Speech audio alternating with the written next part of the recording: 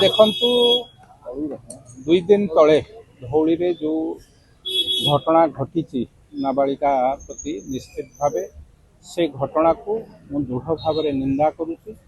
एभली घटना सुस्थ समाज रे घटिबा उचित नुहे। एभली मानसिकतार व्यक्ति किभली भावे समाज रे दंड पाइबे सेथिपाई मध्य सरकार पूर्ण मात्रा रे चेष्टित। जो माने एई भली मानसिकता एवं गत काली घटना रे 2 जन गिरफ होई सारिचंती। आम दायित्व बा सरकार दायित्व निश्चित भावे घटना रे जी जी संश्लिष्ट थे जड़ बड़ व्यक्ति होता आमे तांको गिरफ करिबा। गिरफ करि सारी तांको किभली भावे दंड अति शीघ्र मिलिबो तार व्यवस्था मध्य कोर्ट रे करिवार व्यवस्था करिबा। आपण माने देखिचंती गोपालपुर हो जोठी जोठी ए घटना घटी सरकार कहारी की घंट घोड़े नहीं।